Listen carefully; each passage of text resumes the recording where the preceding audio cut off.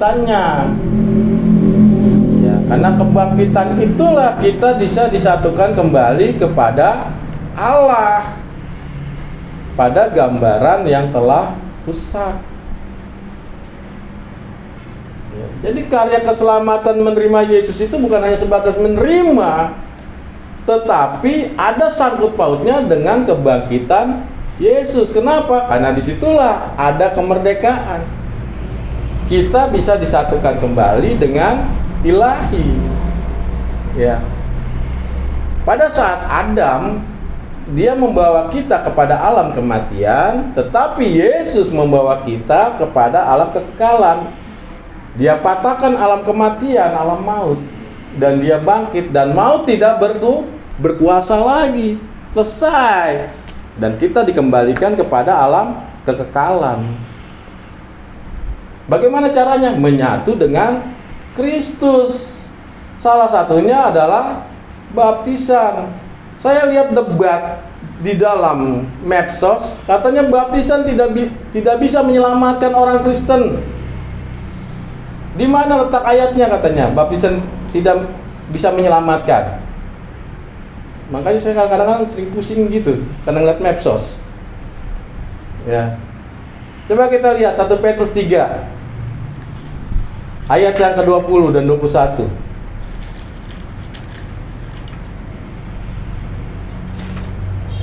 1 Petrus 3 ayat 20, yaitu kepada roh-roh mereka yang dahulu pada waktu Nuh tidak taat kepada Allah, ketika Allah tetap menanti dengan sabar waktu Nuh sedang mempersiapkan bahteranya, di mana hanya sedikit, yaitu 8 orang yang diselamatkan oleh air bah itu. Yang diselamatkan oleh air. Simbolik penyelamatan adalah air. Terus juga kamu sekarang diselamatkan oleh kiasannya, yaitu baptisan. Oh ya, itu baptisan, diselamatkan oleh kiasannya, yaitu apa? Baptisan. Berarti baptisan menyelamatkan nggak? Ini udah parah saya lihat ajaran-ajaran ini. Dia bilang tunjukin ayatnya baptisan menyelamatkan. Tunjukin itu. Berarti baptisan bukan pertobatan gitu. Penyelamatan. Karya Yesus bukan karya keselamatan tok, tetapi karya yang terpenting penyatuan kita kepada Ilahi. Konsep keselamatan, semua agama konsepnya menyelamatkan. Buddha menyelamatkan menurut ajaran Buddha. Hindu menyelamatkan menurut ajaran Hindu. Begitu juga agama saudara kita menyelamatkan menurut ajarannya. Tetapi yang tidak punya penyatuan kepada Ilahi dari gambaran yang awal.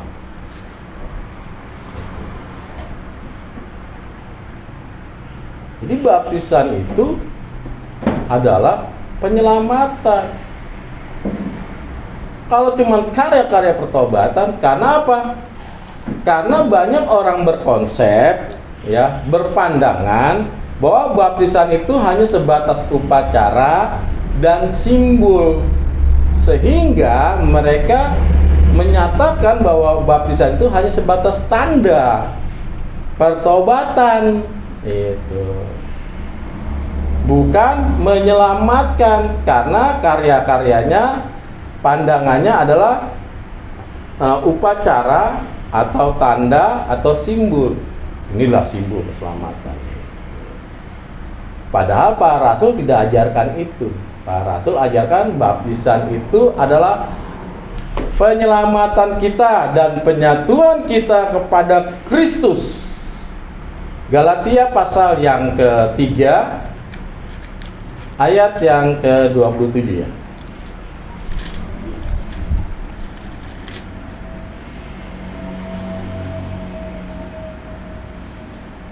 Karena kamu semua yang dibaptis dalam Kristus telah mengenakan Kristus. Telah mengenakan Kristus, Kristus kita pakai. Artinya di dalam Kristus masuk ke dalam kita, menyatu dengan kita, pakaian kita. Apakah upacara bisa seperti itu? Apakah tanda bisa seperti itu? Nggak bisa. Itu salahnya saat ini banyak orang mengatakan bahwa baptisan hanya sebatas upacara, tanda, dan simbol. Sehingga baptisan itu tidak bisa menyatukan kita kepada Kristus, tidak menyelamatkan. Jadi kalau yang dilakukan Yohanes sama juga baptisan ini. Yang dilakukan Yohanes adalah namanya mikwe, bukan baptisan keselamatan. Karena ya, baptisan keselamatan pada saat zaman para rasul. Nah, kita lihat lagi. 1 Petrus 3 ayat 21 tadi.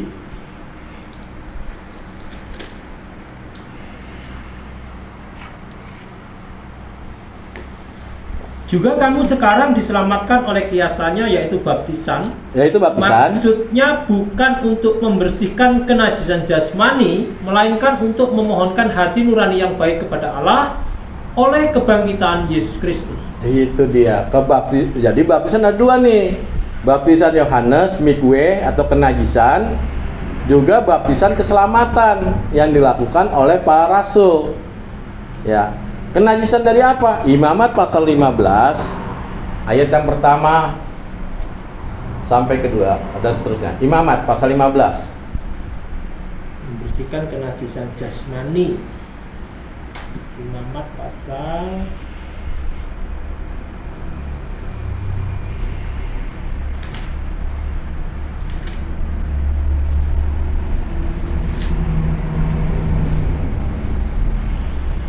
15. Ya. Imamat pasal 15 ayat pertama. Ya. Tuhan berfirman kepada Musa dan Harun, berbicaralah kepada orang Israel dan katakan kepada mereka, apabila aurat seorang laki-laki mengeluarkan lelehan, maka najis ia karena lelehannya itu. Terus Beginilah kenajisannya itu berhubung dengan lelehannya itu, bila auratnya membiarkan lelehan itu mengalir atau bila auratnya menahannya sehingga tidak mengeluarkan lelehan, maka itulah kenajisannya. Terus Setiap tempat tidur yang ditiduri orang yang mengeluarkan lelehan itu menjadi najis, dan setiap barang yang didudukinya menjadi najis juga. Terus Setiap orang yang kena kepada tempat tidurnya haruslah mencuci pakaiannya, membasuh tubuhnya dengan air, dan ia menjadi najis sampai matahari terbenam. Siapa yang duduk di atas barang yang terduduki oleh orang yang demikian haruslah mencuci pakaiannya, membasuh tubuhnya dengan air, dan ia menjadi najis sampai matahari terbenam. Siapa yang kena kepada tubuh orang yang demikian haruslah mencuci pakaiannya, membasuh tubuhnya dengan air, dan ia menjadi najis sampai matahari terbenam. Apabila orang yang demikian menudai orang yang tahir, haruslah orang ini mencuci pakaiannya, membasuh tubuhnya dengan air, dan ia menjadi najis sampai matahari terbenam. Dan setiap pelana yang diduduki orang yang demikian menjadi najis. Setiap orang yang kena kepada suatu bekas tempat orang tadi menjadi najis sampai matahari terbenam. Siapa yang mengangkatnya haruslah mencuci pakaiannya, membasuh tubuhnya dengan air, dan ia menjadi najis sampai matahari terbenam. Dan setiap orang yang kena pada orang yang demikian, sedang orang ini tidak mencuci tangan dahulu dengan air, haruslah mencuci pakaiannya, membasuh tubuhnya dengan air, dan ia menjadi najis sampai matahari terbenam. Kalau orang itu kena pada belanga tanah, itu haruslah dipecahkan, dan setiap perkakas kayu harus dicuci dengan air. Apabila orang yang demikian sudah bersih dari lelehannya, ia harus menghitung 7 hari lagi untuk dapat dinyatakan tahir. Lalu mencuci pakaiannya, membasuh tubuhnya dengan air mengalir, maka ia menjadi tahir. Pada hari yang ke-8 ia harus mengambil 2 ekor burung tekukur atau 2 ekor anak burung merpati dan datang ke hadapan Tuhan ke pintu kemah pertemuan dan menyerahkan burung-burung itu kepada imam. Lalu imam harus mempersembahkannya, yang seekor sebagai korban penghapus dosa dan yang seekor lagi sebagai korban bakaran. Dengan demikian imam mengadakan perdamaian bagi orang itu di hadapan Tuhan karena lelehannya. ya stop. Jadi kalau kepada semua yang wanita sehabis haid juga najis, harus dibersihkan di mikwe dalam air yang mengalir. Gitu. Nah, wanita yang datang bulan biasanya normal usia berapa? Enggak mesti sih. Nggak mesti ya? 9 tahun, 10 tahun, Nah, 12 tahun. 12 lah ya. Laki-laki rata-rata 12 tahun. Makanya Itu udah. nah, Makanya ada gereja yang mengajarkan boleh baptis usia 12 tahun. Itu bukan baptisan keselamatan, itu mikwe. Kalau baptisan keselamatan, anak kecil aja bisa dibaptis. Jadi kalau yang masih dari penyerahan itu artinya apa? Itu baptisan harus dibaptis, dicelupkan ya, emang keselamatan. Ya, maksudnya kalau gereja karismatik penyerahan. Oh, saya nggak tahu dasarnya dari mana. Itu. Dari apa Tapi- itulah, dari tapi, Matius berapa? Serahkanlah anak itu kepadaku. Ya itu beda, kasusnya beda. Bukan masalah penyerahan tentang baptisan, keselamatan, tidak. Makanya yang dibaptis itu di usia 12 itu bukan baptisan keselamatan, baptisan mikwe, kenajisan di air yang mengalir. Makanya pada saat itu Yohanes membaptis di air mengalir gitu. Nah dulu sinagoge itu punya kolam depannya, airnya ngalir buat mikwe gitu, buat mikwe di air yang mengalir seperti itu. Nah, terus bagaimana dengan catatan para nabi tentang datangnya Yesus? Yang digenapi Yesus bukan masalah baptisan, tetapi masalah proklamasinya yang digenapi dari para nabi. Apa proklamasinya? Inilah anakku yang kukasihi, kepadanya aku berkenan. Inilah yang harus digenapi dari catatan para nabi, bukan masalah baptisan. Itu makanya banyak sekali orang ya salah tafsir. Kenapa? Ya bagi saya setelah saya belajar sejarah, karena tidak memahami sejarah sehingga salah penafsiran.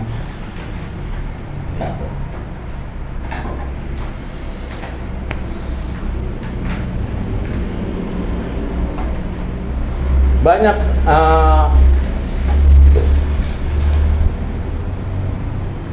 banyak sekali yang saya sering ungkapkan ya, seperti firman Tuhan itu sebagai pengajar ya, melihat cermin kita itu di ayat berapa itu, sebagai pengajar. Efesus berapa ya, dia bisa mengajar kita mengini segala macam ya. Padahal kalau kita lihat sejarahnya, pada saat itu belum ada kitab perjanjian baru, belum ada perkanonan. Lalu yang dimaksud firman Tuhan ini apa? Firman Tuhan ini dapat mengajar kita, kan gitu. Padahal Alkitab belum dibukukan. Terus yang disebut firman Tuhan yang mana?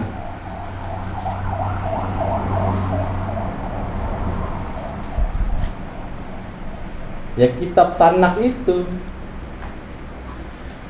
Firman Allah itu dia. Ya. Kalau nggak salah di Efesus sampai Kisah Para Rasul itu. Firman Allah itu dapat mengajak kita, menuntun apa?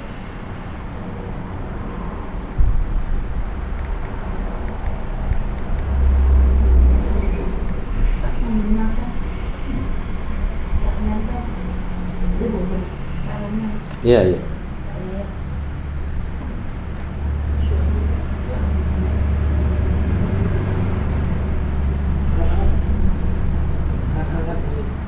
Enak kalau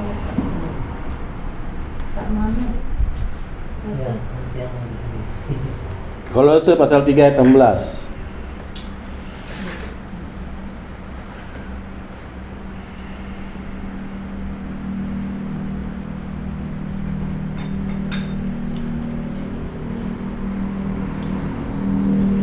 Coba baca, Pak.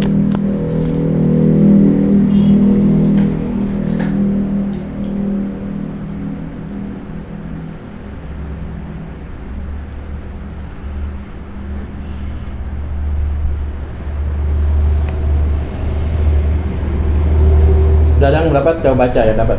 Kolose pasal 3 ayat 16. Kolose 3 ayat 16, hendaklah perkataan Kristus diam dengan segala kekayaannya di antara kamu, sehingga kamu dengan segala hikmat mengajar dan menegur seorang akan yang lain, Ya, dan itu. sambil menyanyikan mazmur dan puji-pujian dan nyanyian rohani. Itu Kamu dia. mengucap syukur kepada Allah di dalam hatimu. Perkataan Yesus, apa perkataan Yesus pada saat itu? Kan belum ada perjanjian lama. Kitab Tanakh. Satu lagi di 2 Timotius 3 ayat 16. Ya. Segala tulisan yang dilakukan Allah memang Ya. bermanfaat untuk mengajar, untuk menyatakan kesalahan, untuk memperbaiki kelakuan, dan untuk mendidik orang dalam kebenaran. Nah, itu kan kitabnya belum ada. Belum dibukukan. Apa yang diilhamkan? Apa yang harus diajarkan? Kitab Tanakh. Yang diajarkan kitab Tanakh dan bermazmur. Tahu bermazmur? Makanya setiap sembahyang kita isinya mazmur semua.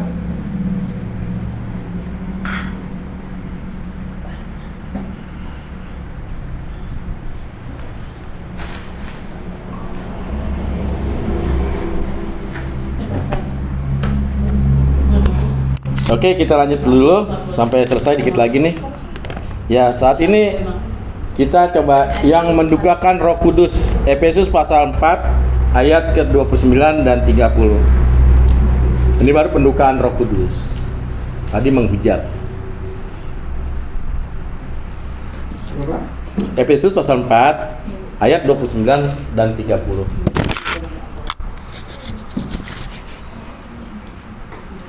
Efesus pasal 4 ayat 29 dan 30. Janganlah ada perkataan kotor keluar dari mulutmu, tetapi pakailah perkataan yang baik untuk membangun di mana perlu, supaya mereka yang mendengarnya beroleh kasih karunia. Dan janganlah kamu mendukakan Roh Kudus Mendukakan Roh Kudus Allah. yang telah memeteraikan kamu menjelang hari penyelamatan. Iya, itu dia. Bagaimana mendukakan? Dengan perkataan-perkataan kotor. Nanti kalau kita ngomong kotor, mendukakan ya Pak? Iya, ini. Ini, Pak. Karena Roh Kudus itu pribadi bisa berduka, Bisa berduka. bisa bersedih, Bisa bersedih. Berjalan. Iya. ngata-ngatain orang. Bohong, nggak ngatain orang. Ini kelanjutannya segala ada macam. 31 32 ini kelanjutannya. Iya, coba baca, Pak. Segala kepahitan Kepahitan. hati ya, kegeraman, kemarahan, pertikaian, dan fitnah hendaklah dibuang dari antara kamu. Sedemikian pula segala kejahatan. Tetapi hendaklah kamu ramah seorang terhadap yang lain, penuh kasih mesra dan saling mengampuni, sebagaimana Allah di dalam Kristus telah mengampuni kamu. Itu dia. Jelas ya, kalau mendukakan beda dengan menghujat. Secara nggak sadar kita seringkali mendukakan Roh. Makanya tadi doa di sembahyang akatis itu banyak tuh pengampunan tuh, minta ampun. Ya, tapi kalau udah kita seperti itu ngomong kotor kan minta ampun diampuni. Diampuni, Bu. Ya, tapi jangan sering-sering, Bu. Makanya kan kenapa kita sering ada pelatihan sembahyang ini? Itu coba maknanya deh. Bacaan itu Ibu Renungan itu bukan sembarangan ditulis sama Romo Daniel, karena itu kitab itu tadinya liturgis daripada para rasul dari bahasa Yunani diterjemahkan ke bahasa Inggris, lalu diterjemahkan lagi dalam bahasa Indonesia supaya kita bisa memahami. Nah, ini dia yang dibilang kita harus bermazmur, ini semua mazmur. Maka kalau minggu kan ada baca mazmur satu-satu, ini semua liturgi itu mazmur. Ya. Berarti kalau suami kasar sama istrinya mendukakan itu Pak? Iya. Ya saya nggak ngomong, Pak. Bu. Jangan tiba-tiba. Bukan hanya mendukakan Roh Kudus, mendukakan istrinya juga. Saya nggak bicara, itu kan ayat udah jelas sekali. Iya kan pertanyaan gitu. Iya. Artinya ya Pertanyaan nanya sama Pak Rahman kok nengoknya ke Pak Pur. Ya iyalah, Tapi jujur, Bu, Anda mewakili saya.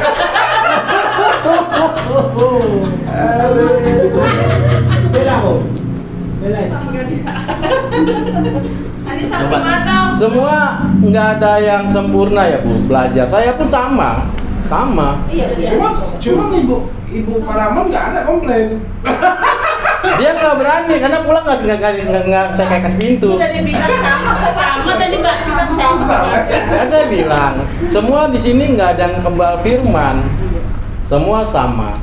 Itu sebabnya kita semua harus belajar melatih tubuh kita. Paulus katakan latihlah tubuhmu dalam kerohaniannya seperti ini. Kelihatannya mudah tapi coba jalani. Benar nggak? Kalau yang sudah nggak gitu lagi udah sempurna namanya ya Pak. Itu dia. Tapi kan nggak ada yang sempurna manusia. Makanya harus kita latih juga. Ya, lama kelamaan kita terbiasa kita melatih dan akhirnya yang membentuk karakter kita apa? Firman Allah. Ya, makanya di dalam liturgi ini kebanyakan pembacaan firman, nggak ada lain. Bacaan firman Tuhan, Mazmur, pembacaan surat rasuli, pembacaan Injil, ya itu semuanya. Sehingga apa? Ya kita belajar menanam firman Allah. Berbahagialah orang ya yang melakukan firman Taurat Tuhan siang dan malam, ya seperti tanaman yang ditanam tepi air dan air. Ada lagunya kan Bang? Ya, tapi bukan dilagukan Bu, itu mah kelaguan. Iya. Makanya nanti kita belajar lagi ya bagaimana kenapa sih ibadah itu nggak boleh pakai musik ya. Kita akan belajar dari Adam sampai nanti ke para rasul kita belajar. Ya. Oke, ada lagi yang ditanyakan tentang Roh Kudus.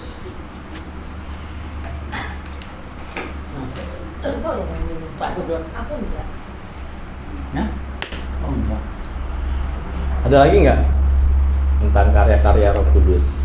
Ya, memang kemarin sudah kita agak jelaskan sebagian. Ya, saya bersyukurlah bisa ketemu ajaran Rasulia. Kenapa? Karena saya lihat ya kalau saudara sering main di medsos aneh-aneh pernyataan Alkitabiahnya itu aduh bikin saya pusing. Jadi mau seenaknya dewe untuk menafsir Alkitab itu. Ya tentang kalau kita tengok di YouTube itu pendeta-pendeta soal kematian misalnya yang mencabut nyawa yang orang yang meninggal katanya dosa, setan katanya. Nggak ada setan dosa. Enggak, ya karena kena siapa yang mencabut karena dosa habis itu katanya si ya iblis gitu. Iblis nggak ada punya hak untuk hal itu. Itulah setelah belajar gini kan jadi tahu kan gitu. Berarti manusia kalah dong sama iblis. Sedangkan saya tanya sama anak saya aja, berarti yang mencabut nyawa manusia siapa? Ya itu kan karena dosa. Iya. Memang nggak dijawab iblis itu kan karena dosa. Itu aja. Nah inilah yang kadang-kadang ya bikin penafsiran sendiri sehingga ya ajaran itu jadi menyimpang dari Alkitabiah. Makanya saya bilang kenapa pas kita belajar Alkitabiah seperti ini kok gini ya gitu kan selama ini kita mengikuti ajaran penafsiran pikiran manusia gitu. Ya kan ada upah dosa adalah maut. Kan itu landasannya. Iya, kematian. Nah, upah dosa adalah maut. Jadi yang mencabut nyawa manusia itu kan katanya bukan Allah yang mencabut nyawanya, Allah menghidupkan. Tetapi iblis mematikan. Kan itu alasannya. Alasannya gitu. Nah, Padahal dosa bukan iblis. upah dosa adalah maut. Kan itu. Jadi penyebab kematian itu karena memang akibat dari dosa. Bukan Allah yang mencabut nyawa manusia. Jadi ada jebakan kan dipertanyakan kalau begitu Maria siapa yang mau mencabut nyawanya? Kan begitu jebakannya. Nah, kalau dijawab ya Allah katanya. Allah itu siapa? Ya Yesus. Ya masa Yesus mencabut nyawa ibunya? Kan begitu-begitu. Jadi jawaban itu kalau nggak salah Yusuf Manibulu yang menjawab itu waktu itu kan. Iya. Yusuf Manibulu yang mengatakan Allah tidak pernah mencabut nyawa manusia. Allah justru mengembuskan napas kehidupan. Yang membuat manusia itu mati seharusnya kan dia abadi manusia. Tetapi karena Adam dan Hawa jatuh ke dalam dosa, maka upah dosa adalah maut. Makanya manusia jadi tidak abadi. Nah, itu dia jawabannya. Gitu. Jadi yang mencabut nyawa manusia itu siapa? Itu akibat dosa. Akibat, ya kan sih.